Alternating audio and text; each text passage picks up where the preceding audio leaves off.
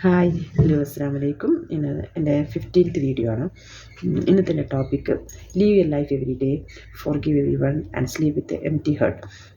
ഇതാണ് നമ്മുടെ end of the day നമുക്ക് പറ്റാവുന്ന ഏറ്റവും നല്ല കാര്യം. നമുക്ക് ഇങ്ങനെ ഇത് ചെയ്യാൻ പറ്റും എന്നുള്ളതിനെക്കുറിച്ച് ചെറിയൊരു സമ്മറിയാണ് എൻ്റെ ലൈഫ് എക്സ്പീരിയൻസസ് വെച്ചിട്ടാണ് ഞാൻ പറയുന്നത് കേട്ടോ. നമ്മൾ ഒരു മോർണിംഗ് തുടങ്ങുമ്പോൾ നമുക്ക് ആദ്യം പ്രാക്ടീസ് ചെയ്യേണ്ട ഒരു കാര്യം എന്ന് പറഞ്ഞാൽ ഗ്രാറ്റിറ്റ്യൂഡാണ്. നമ്മൾ എഴുന്നേറ്റുടനെ തന്നെ ഒരു ഗ്രാറ്റിറ്റ്യൂഡ് മൈൻഡ് സെറ്റ് ഉണ്ടാക്കണം. നമ്മളെ ലൈഫിൽ ഹോൾ ഡേ അല്ലെങ്കിൽ നമ്മുടെ എൻ്റെ ലൈഫിൽ നമുക്ക് എപ്പോഴും ഒരു ഗ്രാറ്റിറ്റ്യൂഡ് മൈൻഡ് സെറ്റ് ആയിരിക്കണം. ഇപ്പോൾ മോർണിംഗിൽ എഴുന്നേറ്റ് തന്നെ മോർണിംഗിൽ എഴുന്നേറ്റാൽ ഉടനെ തന്നെ നമുക്ക് ആദ്യം ചെയ്യേണ്ട ഒരു ഇതാണ് ഗ്രാറ്റിറ്റ്യൂഡ് പ്രേയേഴ്സ് പ്രാക്ടീസ് ചെയ്യുക. അല്ലെങ്കിൽ ഗ്രാറ്റിറ്റ്യൂഡ് ഒരു ജേർണൽ ഉണ്ടെങ്കിൽ അതൊക്കെ നമ്മൾ ഗ്രാറ്റിറ്റ്യൂഡ് ജേർണൽ എന്തെങ്കിലുമൊക്കെ എഴുതുക. അപ്പോൾ ഗ്രാറ്റിറ്റ്യൂഡ് നമ്മളെപ്പോഴും മോർണിംഗിൽ ഫസ്റ്റ് നമ്മൾ ചെയ്യേണ്ട ഒരു കാര്യമാണ്. നമ്മളെ ക്രിയേറ്ററിനോട് അല്ലെങ്കിൽ യൂണിവേഴ്സിനോട് എന്തൊക്കെ ബ്ലെസ്സിങ്സ് നമുക്ക് തന്നിട്ടുണ്ടോ അതിനൊക്കെ ഗ്രാറ്റിറ്റ്യൂഡ് എഴുതാം. പിന്നെ നമ്മളൊരു തലേന്നോ അല്ലെങ്കിൽ അന്നത്തെ മോർണിംഗിലോ നമുക്ക് അന്നത്തെ ദിവസത്തിന് ഒരു ടു ഡു ലിസ്റ്റ് നമ്മൾ എന്ത് ചെയ്യണം, പ്രിപ്പയർ ചെയ്യണം. എന്ന് വെച്ചാൽ നമുക്ക് അന്നത്തെ മോർണിംഗിൽ അന്ന് ചെയ്യാവുന്ന ഒരു ഹോം മേക്കർ ആവട്ടെ, ഒരു പ്രൊഫഷണൽ ആവട്ടെ, എന്തോ ആവട്ടെ, അന്ന് ചെയ്യാൻ നമുക്ക് ഒരു പ്ലാൻ ഉണ്ടാവുമല്ലോ. ഇപ്പോൾ ഒരു വീട്ടമ്മയാണെങ്കിൽ അവർക്കുണ്ടാവും അന്നത്തെ മോർണിംഗിൽ ബ്രേക്ക്ഫാസ്റ്റിന് എന്താ ഉണ്ടാക്കേണ്ടത് അങ്ങനത്തെ അന്ന് ഉച്ചക്ക് എന്താ പ്ലാൻ അവർ ചെയ്യൂലേ. അതുപോലെ നമ്മളും എന്ത് ചെയ്യണം, ഒരു പ്ലാൻ ചെയ്യണം. അന്ന് എന്തൊക്കെ ചെയ്യണം, നമ്മൾക്ക് ഒരു ഗോൾസൊക്കെ വേണം. ആ ഗോൾസിനെ കുറിച്ച് ഇന്ന് ഈ കാര്യങ്ങളൊക്കെ ചെയ്യേണ്ടതാണ്. അങ്ങനെ ഒരു പ്ലാൻ നമ്മൾ ഇട്ട് വെക്കണം. നമ്മൾ ഇന്ന സമയത്ത് എഴുന്നേൽക്കണം, പിന്നെ ഇന്ന കാര്യങ്ങളും പോകാനുള്ള സ്ഥലങ്ങൾ നമ്മൾ എഴുതി വെക്കണം. പിന്നെ അങ്ങനെയുള്ള ഓരോ ചെറിയ ചെറിയ ടു ഡു ലിസ്റ്റ് ആദ്യം പ്രിപ്പയർ ചെയ്യുക. പിന്നെ ആ ഗോൾസൊക്കെ ഒന്ന് ബിഗ് ആക്കുക. ആ ഗോൾസ് എല്ലാം നമ്മൾ ആ ടു ഡു ലിസ്റ്റിൽ എഴുതി വെക്കുക. പിന്നെ നമ്മൾ നമ്മൾ ലോങ് ടേം ഗോൾസും ഷോർട്ട് ടേം ഗോൾസുമായിട്ട് സെറ്റ് ചെയ്യുക. നമുക്ക് വലിയ ഡ്രീംസ് ഉണ്ടാവും, ചെറിയ ഡ്രീംസും ഉണ്ടാവും. ആ ചെറിയ ഡ്രീംസും നമ്മൾ എന്താ ചെയ്യുക, ലോങ് ടേം ഗോൾസും ഷോർട്ട് ടേം ഗോൾസായിട്ടൊക്കെ എഴുതി വെക്കാം. ലോങ് ടേം ഗോൾസ് നമുക്ക് വേണമെങ്കിൽ ഒരു വിഷൻ ബോർഡിലൊക്കെ നമുക്ക് വിഷൻ ബോർഡിൽ ചെയ്യാൻ അറിയുന്നവർക്കാണെങ്കിൽ വിഷൻ ബോർഡ് ചെയ്യാം. വിഷൻ ബോർഡിൻ്റെ വീഡിയോസൊക്കെ ഒരുപാട് യൂട്യൂബേഴ്സ് ചെയ്യുന്നുണ്ട്. അതൊക്കെ നമുക്ക് കണ്ടു നോക്കാം. അതൊക്കെ നല്ലതാട്ടോ. വിഷൻ ബോർഡൊക്കെ തയ്യാറാക്കുന്നതൊക്കെ വളരെ നല്ലതാണ്. വിഷൻ ബോർഡ് ഉണ്ടാകുമ്പോൾ നമുക്ക് റൂമിലൊക്കെ ഒന്ന് ഫിക്സ് ചെയ്യാൻ പറ്റുന്നവരാണെങ്കിൽ ഫിക്സ് ചെയ്യുക. ഡിജിറ്റൽ വിഷൻ ബോർഡ് ചെയ്യുന്നവർക്കാണെങ്കിൽ ഫോണിൽ ചെയ്യാം. പിന്നെ മോർണിംഗിൽ എഴുന്നേറ്റാൽ തന്നെ നമ്മൾ മോർണിംഗിൽ തന്നെ ഫോണൊന്നും ഒഴിവാക്കണം, നല്ലതാണ്. ഫോണിൻ്റെ യൂസേജൊക്കെ റെഡ്യൂസ് ചെയ്യുന്നത് വളരെ നല്ലതാണ്. പിന്നെ അടുത്തത് ഒരു ഇതൊന്നും നമുക്ക് ഒറ്റയ്ക്ക് ചെയ്യാൻ അറിയുന്നില്ല, ഒരു വളരെ സ്ട്രെസ്ഡ് ആയിട്ടുള്ള സിറ്റുവേഷനാണ്, അങ്ങനെയൊക്കെയാണെന്നുണ്ടെങ്കിൽ നമുക്കൊരു പേഴ്സണൽ മെൻറ്റേഴ്സൊക്കെ ഇന്ന് അവൈലബിൾ ആണ്. അല്ലെങ്കിൽ ഏതെങ്കിലുമൊക്കെ ഒരുപാട് മോട്ടിവേഷൻ സ്പീക്കേഴ്സ്, മെൻറ്റേഴ്സ് അവരൊക്കെ അവൈലബിളാണ്. പക്ഷേ അവർ മോട്ടിവേഷൻ വീഡിയോസ് മാത്രം മോട്ടിവേഷൻ വീഡിയോസിലൂടെ എന്തെങ്കിലുമൊക്കെ ഇൻഫ്ലുവൻസ് കിട്ടുന്നുണ്ടെങ്കിൽ ആ മോട്ടിവേഷൻ വീഡിയോസൊക്കെ കാണാം. പിന്നെ മെൻറ്റേഴ്സ് ഉണ്ടെങ്കിൽ ആ മെൻറ്റേഴ്സിനെ ഫോളോ ചെയ്യാൻ പറ്റുന്നവരാണെങ്കിൽ ആ മെൻറ്റേഴ്സിനെ ഫോളോ ചെയ്യുക. മെഡിറ്റേഷൻസ് അറ്റൻഡ് ചെയ്യുക. മെഡിറ്റേഷൻസിലൂടെയൊക്കെ നമുക്ക് ഒരുപാട് നല്ല റിസൾട്ട്സ് കിട്ടും കേട്ടോ. ഞാൻ മെഡിറ്റേഷൻസൊക്കെ അറ്റൻഡ് ചെയ്തിട്ടുണ്ട്. അതുകൊണ്ടാണ് ഞാൻ പറയുന്നത് മെഡിറ്റേഷൻസ് വളരെ നല്ല യൂസ്ഫുൾ ആയിട്ടുള്ള കാര്യമാണ്. നമുക്ക് മോർണിംഗ് മെഡിറ്റേഷൻസ് ഉണ്ട്. മോർണിംഗ് മെഡിറ്റേഷൻസ് നല്ല യൂസ്ഫുൾ ആയിട്ടുള്ള കാര്യം കേട്ടോ. പിന്നെ നമുക്ക് മോട്ടിവേഷണൽ വീഡിയോസൊക്കെ നല്ല ഇൻസ്പയറിങ് ആണ്. ഒരുപാട് മോട്ടിവേഷണൽ സ്പീക്കേഴ്സ് ഉണ്ട് ഇന്ന്, ഒരുപാട് പേരുണ്ട്. അപ്പോൾ അവരുടെയൊക്കെ motivation videos once in a week അല്ലെങ്കിൽ വൺസ് ഇൻ എ ഡേ ഒരു വീഡിയോ ഒക്കെ കാണാം. അവർ പറയുന്ന വേർഡ്സ്, അവർ പറയുന്ന കോഡ്സ്, അവരെ ലൈഫിൽ ഇൻഫ്ലുവൻസ് ചെയ്തിട്ടുള്ള കാര്യങ്ങളൊക്കെ നമ്മളൊന്ന് കേട്ട് നോക്കുക. അവരെ ഗ്രോത്തിലേക്ക് എത്തിച്ചത് എന്താണെന്നൊക്കെ നോക്കുക. അതൊക്കെ നല്ല കാര്യങ്ങളല്ല. ഗ്രോത്ത് മൈൻഡ് സെറ്റ് എപ്പോഴും നമ്മൾ ഡെവലപ്പ് ചെയ്യാൻ നോക്കാം. അവരെ ഗ്രോ ചെയ്യിപ്പിച്ചത് അല്ലെങ്കിൽ ആ നിലയിൽ എത്തിച്ചത് എന്താണെന്നൊക്കെ നോക്കുക. ഈ സക്സസ്ഫുൾ പീപ്പിളൊക്കെ എങ്ങനെയാണ് ഗ്രോ ചെയ്തതെന്നൊക്കെ നമ്മൾ എപ്പോഴും നോക്കണം. നമ്മളെപ്പോഴും ഗ്രോത്ത് മൈൻഡ് സെറ്റ് ഡെവലപ്പ് ചെയ്യാൻ നോക്കണം. ഒരു കോട്ടുണ്ട്, poor man with a rich mindset will become all rich, but a rich person with a poor mindset will eventually become poor. അതുകൊണ്ടാണ് പറഞ്ഞത്, ഗ്രോത്ത് മൈൻഡ് സെറ്റ് ഇല്ലാത്ത ഒരാൾ എപ്പോഴും എത്ര റിച്ച് ആണെങ്കിലും അയാൾ ഇവൻച്വലി ബിക്കം പുവർ. അപ്പോൾ അതുകൊണ്ട് ഗ്രോത്ത് മൈൻഡ് സെറ്റ് നമ്മൾ ഡെവലപ്പ് ചെയ്യേണ്ട ഒരു ഇമ്പോർട്ടൻറ്റ് കാര്യമാണ്. പിന്നെ ഞാൻ പറഞ്ഞല്ലോ, നമ്മൾ ഡ്രീംസൊക്കെ റിയാലിറ്റി ആയി കാണണം. നമ്മുടെ ഗോൾസ് നമ്മൾ ഷോർട്ട് ടേം ഗോൾസായി ലോങ് ടേം ഗോൾസൊക്കെ ആയി സെറ്റ് ചെയ്തല്ലോ. ഇനി ഇതൊക്കെ ഒരു റിയാലിറ്റി കാണുന്നുണ്ടെങ്കിൽ നമ്മളെന്തെങ്കിലും ആരോടും ഗ്രഡ്ജസ് ഒന്നും കീപ്പ് ചെയ്യാൻ പാടില്ല. നമ്മൾ ഗ്രഡ്ജസ് ഒന്നും കീപ്പ് ചെയ്യാൻ ഇരിക്കുക എന്ന് പറഞ്ഞാൽ നമ്മളെല്ലാവരും ഫോർഗീവ്നെസ് എന്ന് പറയുന്ന ഒരു തെറാപ്പി നമ്മൾ ഫോളോ ചെയ്യണം. അപ്പോൾ അതെങ്ങനെ നമ്മളെല്ലാവർക്കും ഫോർഗീവ് ചെയ്യുക എന്ന് പറയുന്നത് നമുക്ക് എത്ര എളുപ്പമുള്ള കാര്യമൊന്നുമല്ലല്ലേ. ഈ ഗ്രഡ്ജസ് എപ്പോഴും കീപ്പ് ചെയ്യുന്നവർ ഒരുപാട് പേർക്ക് ചൈൽഡ്ഹുഡ് ട്രോമാസ് ഉള്ളവരുണ്ടാവും, ചൈൽഡ്ഹുഡിൽ ഒരുപാട് ട്രോമാസ് സഹിച്ചവരൊക്കെ ഉണ്ടാവും. അവർക്ക് അപ്പോൾ ആ പഴയ കാല ഓർമ്മകളിൽ നിന്നൊന്നും പെട്ടെന്ന് പോരാൻ പറ്റിയെന്ന് വരില്ല. എന്നാലും നമ്മൾ ആ ഫോർഗീവ്നെസ് എപ്പോഴും പ്രാക്ടീസ് ചെയ്തുകൊണ്ടിരിക്കുക. നമ്മൾ മനസ്സിൽ അവരോട് ഫോർഗീവ് ചെയ്യുക.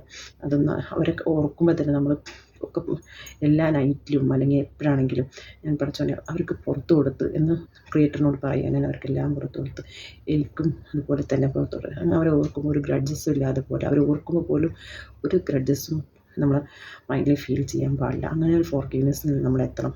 ഒരുപാട് ഫോർഗീവ്നെസ് തെറാപ്പികളൊക്കെ ഉണ്ട്, അതൊക്കെ ഫോളോ ചെയ്യാൻ നോക്കാം. പിന്നെ നമുക്ക് ചെയ്യാൻ പറ്റുന്ന ഒരു കാര്യം, നമ്മൾ എന്ത് ചെയ്യണമെങ്കിലും ഇപ്പോൾ ജേർണൽ എഴുതുകയാണെങ്കിലും നമുക്ക് എന്തെങ്കിലുമൊക്കെ സ്ട്രെസ്ഡ് ആയിട്ടുള്ള സമയത്ത് നമ്മൾ എന്ത് ചെയ്യാം, ആ സ്ട്രെസ്ഡ് ആയിട്ടുള്ള അതിന് സിറ്റുവേഷന് കാരണം നമ്മളായിരിക്കും, അല്ലെങ്കിൽ മറ്റുള്ളവരൊക്കെ നമുക്ക് തോന്നും.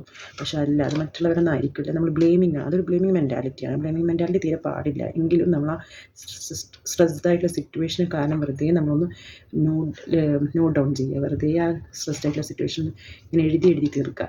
അപ്പോൾ സ്ട്രെസ് ആയിട്ടുള്ള സിറ്റുവേഷനിൽ നിന്ന് നമ്മൾ തന്നെ അൺപ്ലഗ് ചെയ്യുക. സിറ്റുവേഷൻ ഇല്ല എന്ന് നമ്മൾ തന്നെ വെച്ച് അതിനെ കുറച്ച് നേരത്തിന് അത് വേണ്ട നോക്കാം. പിന്നെ ഈ ബ്ലെയിമിങ് മെൻറ്റാലിറ്റി അത്ര നല്ല കാര്യമൊന്നുമില്ല. ഈ ബ്ലെയിമിങ് പീപ്പിൾ എന്നും ബ്ലെയിം ചെയ്ത് എവിടെ എത്താതാവും കേട്ടോ. പിന്നെ പ്രോക്രാസ്റ്റിനേഷൻ അത് ഒഴിവാക്കുക. പ്രോക്രാസ്റ്റിനേഷൻ തീരെ നല്ലതല്ല. നാളത്തേക്ക് മാറ്റി വെക്കുന്ന ഒരു കാര്യം നാളെ നടക്കാൻ പോകുന്നുണ്ട്, ഒരു ദിവസം നടക്കാൻ പോകുന്നില്ല. അതുകൊണ്ട് പ്രോക്രാസ്റ്റിനേഷൻ എന്ന് പറയുന്ന സംഭവം ലൈഫിൽ നിന്ന് എടുത്ത് കളയുക. ചെയ്യാൻ വിചാരിക്കുന്ന കാര്യം നമ്മൾ അന്നനെ ചെയ്തിരിക്കും എന്നുള്ളത് എപ്പോഴും നമ്മൾ മനസ്സിൽ ഉറപ്പിക്കുന്നൊരു കാര്യമായിരിക്കണം. പിന്നെ എന്ന് പറയുന്നത് വെരി ഇമ്പോർട്ടൻ്റ് ആണ് കൺസിസ്റ്റൻസി, ഡിസിപ്ലിൻ. അത് നമ്മൾ നന്നായിട്ട് ലൈഫിൽ കീപ്പ് ചെയ്യുക. നമ്മൾ ചെയ്ത് തുടങ്ങിയ ഒരു കാര്യം പിന്നെ നിർത്തരുത്. അത് പിറ്റേ ദിവസം നമ്മൾ ചെയ്യാൻ വേണ്ടി ടു ഡു ലിസ്റ്റ് നമ്മൾ എഴുതി വെക്കുക. അറ്റ്ലീസ്റ്റ് ടു ഡു ലിസ്റ്റിൽ നമ്മൾ ഇന്ന് മാർച്ച് 24 അപ്പോൾ 24 കാര്യം നമ്മൾ ഇന്ന് മോർണിംഗിൽ രാവിലെ എഴുതി വെച്ചിട്ടുണ്ടെങ്കിൽ, ഇപ്പം ഞാൻ ഇന്ന് വേക്കപ്പ് ഏർലി at 4 AM എഴുതി വെച്ച്. അപ്പോൾ ആ 25 നമ്മൾ എഴുതുമ്പോൾ ഈ 24 വേക്കപ്പ് ഏർലി at 4 AM നമ്മൾ ടിക്ക് ചെയ്യാൻ പറ്റണം. അങ്ങനെ ഓരോന്ന് ടിക്ക് ചെയ്ത് ഈ തലേ ദിവസം നമ്മൾ ടിക്ക് ചെയ്ത് പോയിട്ട് 25 നമ്മൾ അതുപോലെ ടിക്ക് റോങ് ചെയ്യുമ്പോൾ നമുക്കൊരു സെൽഫ് ഗിൽറ്റ് ഫീൽ ചെയ്യണം. അതായത് ഇത് ചെയ്യാൻ പറ്റിയില്ലല്ലോ. ഓരോ കാര്യങ്ങൾക്കും ഇന്നത്തെ മോർണിംഗ് നമ്മൾ ഇത്ര എഴുന്നേറ്റ് ഓരോ കാര്യങ്ങൾ ചെയ്ത് ഓരോ ഡ്യൂട്ടീസ്, ഔട്ട്ഡോർ ഡ്യൂട്ടീസ്, ഗാർഡനിങ്, അങ്ങനെ ഓരോ കാര്യങ്ങളൊക്കെ ചെയ്യാത്ത കാര്യം എന്താണ്, ചെയ്യാത്ത കാര്യം ചെയ്യുമ്പോൾ റോങ് ഇടുമ്പോൾ നമുക്കൊരു സെൽഫ് ഗിൽറ്റ് ഫീൽ ചെയ്യണം. അതും ഒരു കാര്യം. കൺസിസ്റ്റൻസി എന്ന് പറയുന്നത് ഒരു ഇമ്പോർട്ടൻറ്റ് കാര്യമാണ്. നമ്മൾ ചെയ്യുന്ന കാര്യം നമ്മൾ കൺസിസ്റ്റൻ്റ് ആയിട്ട് ചെയ്തു പോകണം. പിന്നെ ഡിസിപ്ലിൻ. നമ്മുടെ ലൈഫിൽ എപ്പോഴും നമ്മൾ എന്ത് സാധനം വളരെ ഒരു ഡിസിപ്ലിൻ മാനർ മെസ്സപ്പ് ആവുന്ന ഒരു കാര്യമാണ് ഡിസിപ്ലിനാണ്. നമ്മളിപ്പോൾ എന്ത് സാധനം വെക്കുമ്പോഴും ആരെങ്കിലും ഒരു ഡിസോർഡർ ആയിട്ടുള്ള മാനറിലാവരുത്. അതാണ് ഡിസിപ്ലിൻ കൊണ്ട് ഉദ്ദേശിക്കുന്നത്. പിന്നെ ക്ലീനിങ് ഞാൻ പറഞ്ഞല്ലോ, നമ്മളെപ്പോഴും വാട്ടർ കൊണ്ട് തന്നെ ക്ലീൻ ചെയ്യാൻ നോക്കണം. അതെന്താണെന്ന് വെച്ചാൽ വാട്ടറിന് ഒരുപാട് പവറുണ്ട്.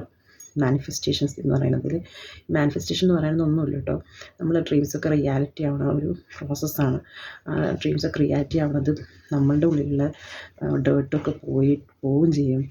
അതുപോലെ തന്നെ നമ്മളുടെ ലൈഫിൽ നമ്മൾ എല്ലാവരോടും ഫോർഗീവും കൂടി ചെയ്യുമ്പോൾ നമ്മുടെ ഡ്രീംസ് തന്നെ ഒരു റിയാലിറ്റിയുള്ള ഒരു പ്രോസസ്സാണ് മാനിഫെസ്റ്റേഷൻ.